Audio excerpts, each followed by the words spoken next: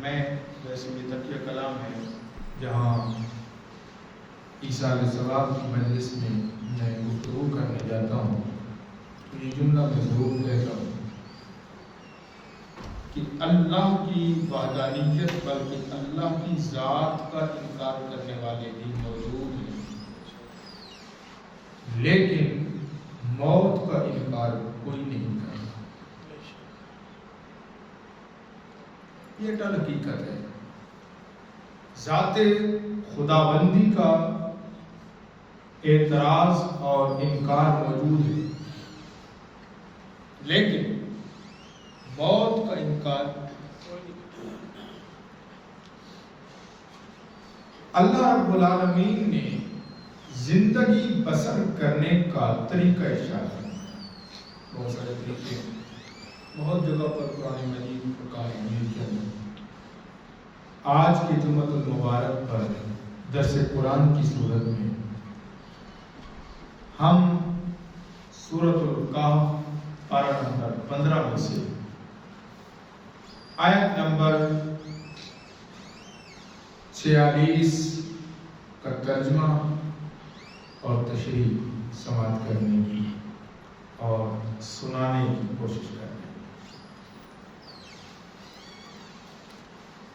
آئیے تلاوت کلام مجید جو میں نے کی ہے اس آیت مبارکہ کا، اس کا ترجمہ میں نے آپ کو گزار کر دوں۔ فرمایا المال والبنون،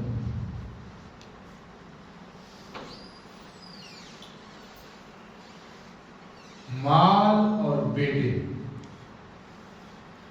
ابن بیٹا ہوتا ہے، اس کی جمع ہے بنو۔ مال اور بیٹے میں زینت الحیات الدنیا، پوری وضاحت کے ساتھ بڑی واشگاف کھلے الفاظ ہیں۔ زینت خوبصورتی کو کہتے ہیں، میں زینت الحیات الدنیا، آگے بالآخرہ کے الفاظ نہیں، فرمایا یہ جو مال اور بیٹے ہیں یہ صرف دنیا کی خوبصورتی، دنیا کی خوبصورتی۔ والباقیات الصالحات، والباقیات الصالحات خیر عند ربک ثوابا وخیر عملا، میں در حقیقت باقی رہنے والی نیکیاں بہتر ہیں، کہاں؟ عند ربک، تیرے رب کے پاس، ثواب کے اعتبار سے، وخیر عملا، اور بہتر ہیں جن سے امید وابستہ کی جاتی ہے۔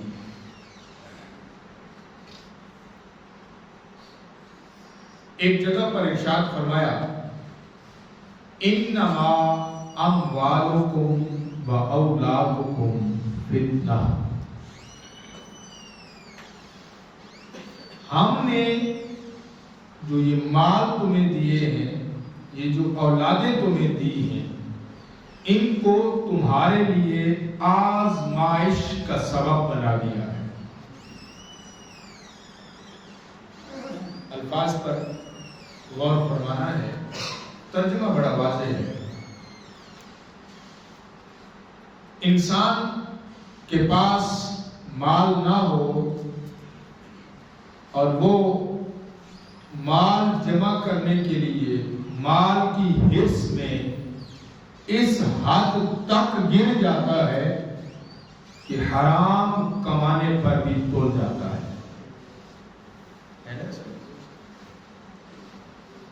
اس حد تک گر جاتا ہے کہ بیٹا اپنے باپ کو، باپ اپنے بیٹے کو مال کی خاطر قتل کرنے پر تیار ہو جاتا ہے۔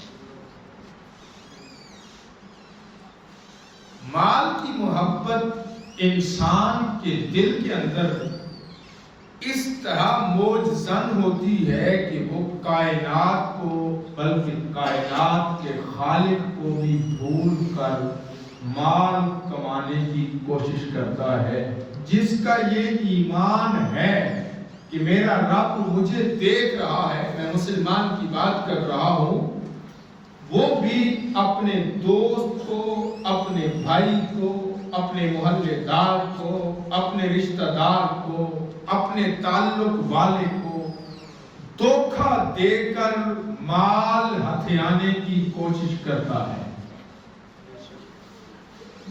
بلکہ میں اگر دکھتی رگ پر ہاتھ رکھوں، جس بیٹی سے ہمیں انتہا کی محبت ہوتی ہے،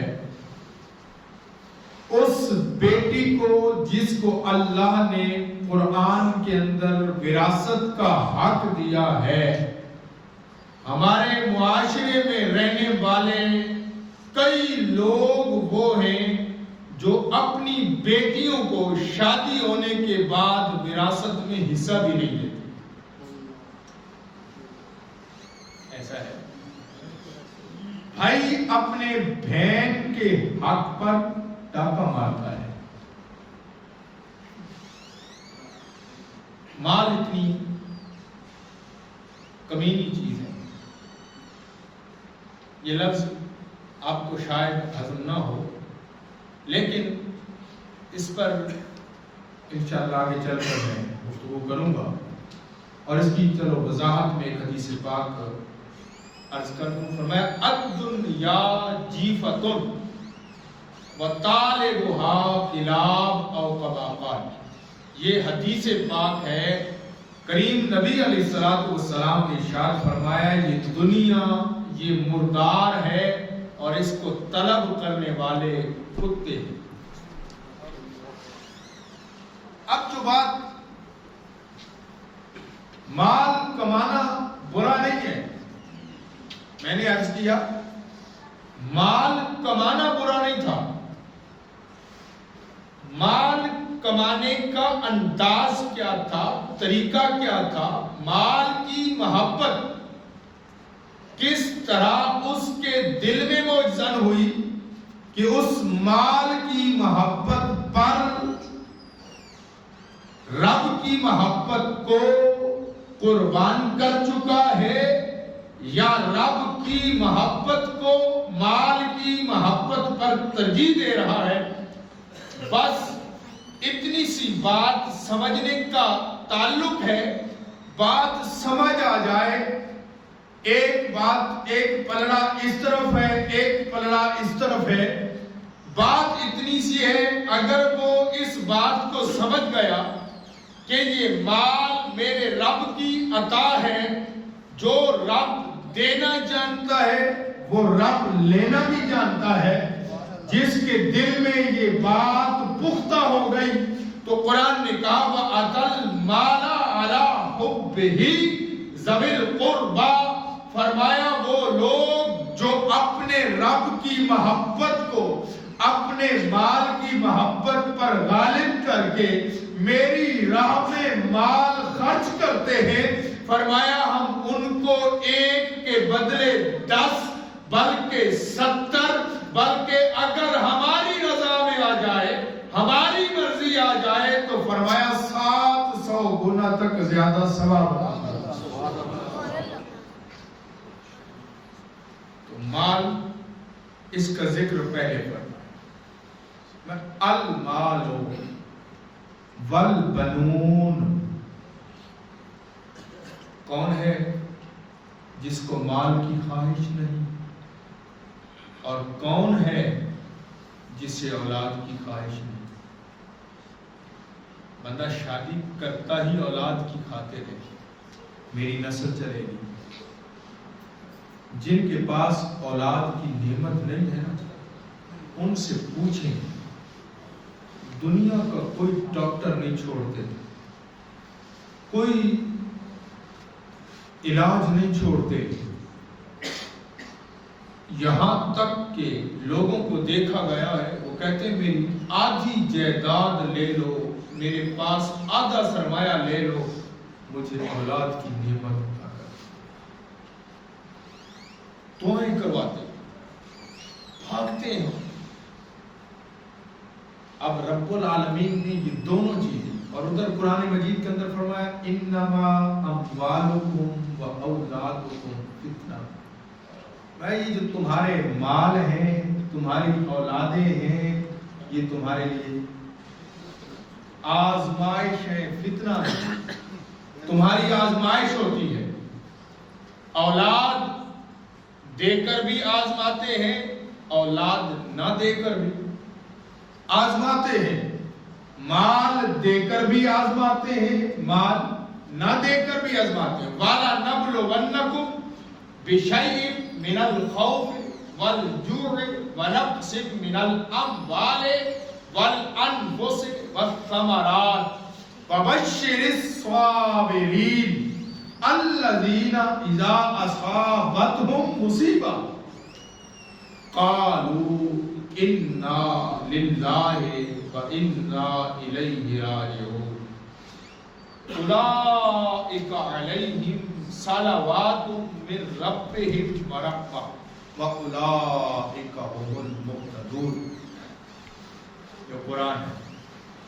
تو آزمائش اللہ نے اولاد اور مال میں اسپیشلی رکھی، خالصتاً خاص طور پر مال اور اولاد میں آزمائش ہے۔ اب آگے اسی مقال اب رب العالمین نے، میں نے آپ کو عرض کیا کون ہے ایسا جس سے اولاد کی خواہش نہ ہو۔ اب یہ جو مال دیا ہے، یہ جو اولاد دی ہے، قرآن نے کہا ہے میں زینت الحیات الدنیا، یہ محض دنیا کی زینت ہے، دنیا کی زینت ہے۔ کیا مطلب؟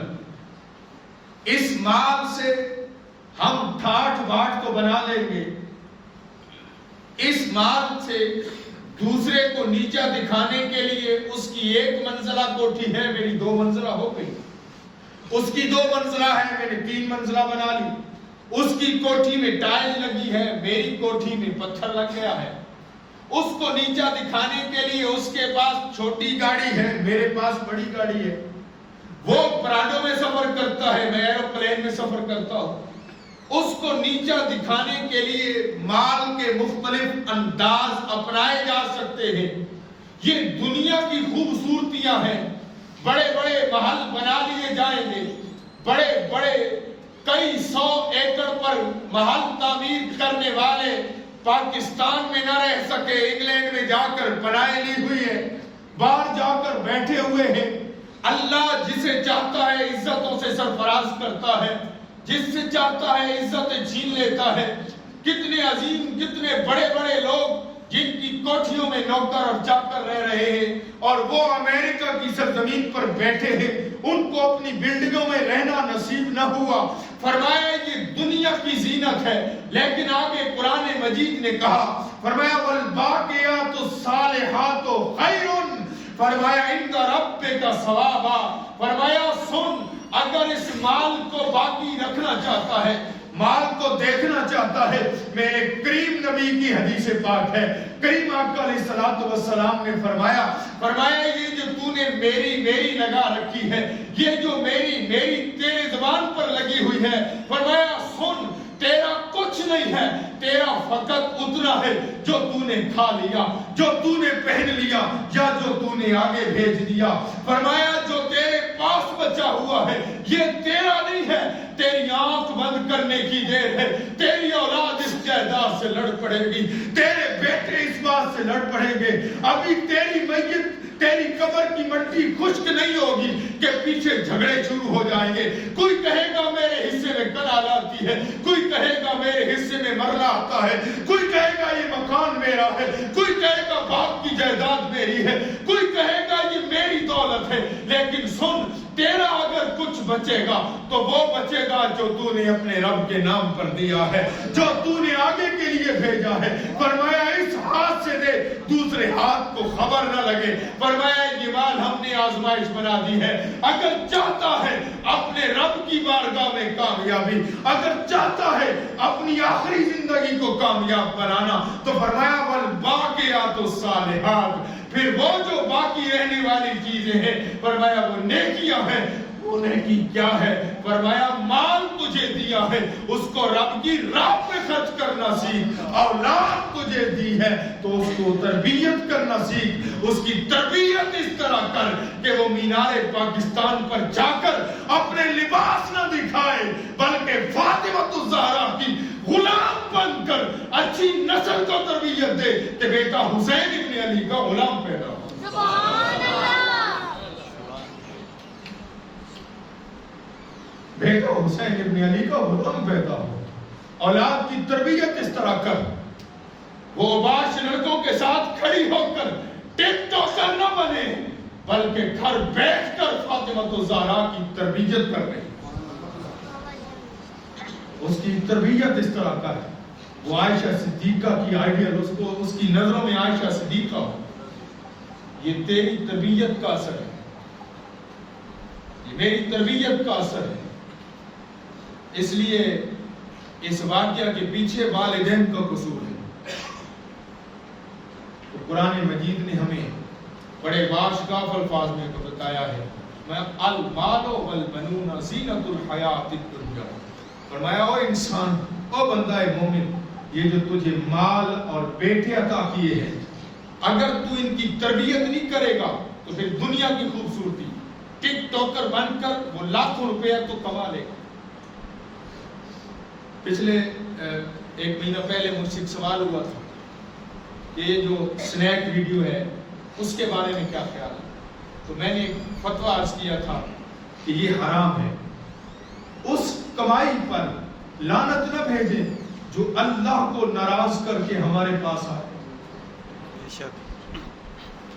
میرے فالوورز کتنے ہیں میں یہ بڑھانے کی کوشش کر رہا ہوں اور یہ نہیں دیکھ رہا ہوں میں ویڈیو کون سی شیئر کر رہا ہوں، معذرت کے ساتھ۔ تو اس لیے فرمایا یہ دنیا کی زینت تو ہے، پیسہ تو بڑا کما لوگے، بڑی بڑی گاڑیوں میں تو پھر لوگے، لیکن سنو تمہارا پھر حال وہی ہوگا جو حال فرعون کا ہوا تھا، جو حال نمرود کا ہوا تھا، جو حال قارون کا ہوا تھا، جس کے پاس دولت کا یہ عالم تھا، جس کے پاس دولت کا یہ عالم تھا کہ جو دولت زمین پر بچھا کر اوپر چل سکتا تھا، جو اپنی دولت کے محل بنا سکتا تھا، لیکن آج زمانے میں ان کو کوئی یاد کرنے والا نہیں ہے۔ فرمایا پھر اولاد اگر تو اس کی تربیت نہیں کرے گا تو پھر یزید جیسا بدنام ہو جائے گا، اگر تربیت کرے گا تو حسینی کردار پائے گا۔ دونوں تمہارے سامنے آئینے ہیں، جو آئینہ دیکھنا ہے قرآن نے کہا الباقیات الصالحات خیر عند ربک ثوابا وخیر عملا۔ فرمایا سن اگر اللہ کے بارے میں قرآن مجید کے اندر پارہ نمبر 30 کے اندر ارشاد ہے، فرمایا فمن یعمل مثقال ذرۃ خیرا یرہ ومن یعمل مثقال ذرۃ شرا یرہ۔ فرمایا جو شخص ذرا برابر نیکی کرے گا اس کو بھی آگے پالے گا، اور جو ذرا برابر گناہ کرے گا، برائی کرے گا، اس کو بھی پالے گا۔ امام محمد غزالی، ابو حامد امام محمد غزالی رحمۃ اللہ علیہ، میرے سامنے کتاب پڑھی ہے مکاشفۃ القلوب، کتاب کا نام ہے، اگرچہ کہ یہ ترجمہ ہے لیکن اصل متن کے ساتھ ہے۔ امام غزالی رحمۃ اللہ علیہ نے ایک حدیث پاک نقل کی ہے، وہ فرماتے ہیں، میری بات تو سمجھ یاد ہے، فمن یعمل مثقال ذرۃ شرا یرہ ومن یعمل مثقال ذرۃ خیرا یرہ ومن یعمل مثقال ذرۃ شرا یرہ، اس کے تحت وہ ایک حدیث پاک لائے ہیں، مجھے یاد آ گئی تو میں عرض کر دوں۔ فرماتے ہیں کہ توبہ کی اہمیت پر، کہ جب انسان سے گناہ سرزد ہوتا ہے، گناہ کرنے کے بعد اگر وہ گناہوں پر نادم ہو جائے، اس گناہ پر شرمندہ ہو جائے، نادم ہو جائے، اور نادم اس لیے نہ ہو کہ یار اس سے میری انسلٹ بستی ہوگی، میں نے ایسا کام کیا جس سے میری بے عزتی ہوگی، معاشرے میں میری بدنامی ہوگی، یا کوئی میرا نقصان ہو جائے گا، اس بات پر نہیں، بلکہ شرمندہ اس بات پر ہو کہ میرا رب ناراض ہو جائے گا۔ شرمندہ اس بات پر ہو میرا رب ناراض ہو جائے گا۔ فرماتے ہیں اسے مبارک ہو اس کا ایمان سلامت، اس کا ایمان سلامت ہے۔ لیکن انہوں نے اگلی جو بات کی ہے، فرمایا پھر اللہ انعام کیا کرتا ہے؟ غلطی کی، گناہ غلطی سے سرزد ہو گیا، گناہ کے سرزد ہو جانے کے بعد اب وہ نادم ہوا، اپنے رب سے توبہ کی۔ فرمایا رب اتنا کریم ہے کہ جتنے اس گناہ کے گواہ ہوتے ہیں، جتنے اس گناہ کے گواہ ہوتے ہیں، اللہ ان سارے گواہوں کو اس کا گناہ بھلا دیتا ہے۔ نہیں سمجھے گا؟ سب گواہوں کو اس کی گواہی بھلا دیتا ہے، حتیٰ کہ یہ جو نکیرین ہے، فرشتہ اللہ کی مخلوق ہے لیکن اللہ نے اسے بھولنے سے پاک رکھا ہے۔ حدیث کے بعد امام غزالی رحمۃ اللہ علیہ نے لکھا ہے مکاشفۃ القلوب کے اندر، فرماتے ہیں حتیٰ کہ رب ان فرشتوں کو بھی بلا دیتا ہے، قیامت کے دن انہیں بھی یاد نہیں ہوگا کہ اس بندے نے یہ گناہ کیا۔ اتنا کریم بنا، اتنا مہربان بنا۔ تو احباب عزیز وقار، قرآن نے ہمیں ارشاد فرمایا کہ یہ مال بھی، یہ بیٹے، یہ دونوں آزمائش بھی ہیں، اور ان کو صرف ان کی جو حیثیت ہے وہ دنیا کی خوبصورتی ہے۔ اب تمہارے اختیار میں ہے، تم اس سے آخرت کی خوبصورتی بنانا چاہتے ہو یا دنیا کی خوبصورتی۔ اگر دنیا تک خوبصورتی چاہیے تو پھر دنیا میں بڑے بڑے لوگ اس دنیا سے گزر گئے جن کا نام و نشان باقی نہیں ہے، لیکن وہ کیا چیز تھی اس معین الدین چشتی اجمیری کے پاس؟ کچھ نہیں تھا، مال و دولت نہیں تھے، بڑے بڑے محلات نہیں تھے، نگاہ اٹھی 90 لاکھ نکلنا پڑا۔ بات کیا ہے؟ بات پھر وہی ہے، قلبی تعلق، روحانی تعلق۔ اللہ رب العالمین ہمیں عمل کی توفیق عطا فرمائے۔ ایک سوال آیا ہوا ہے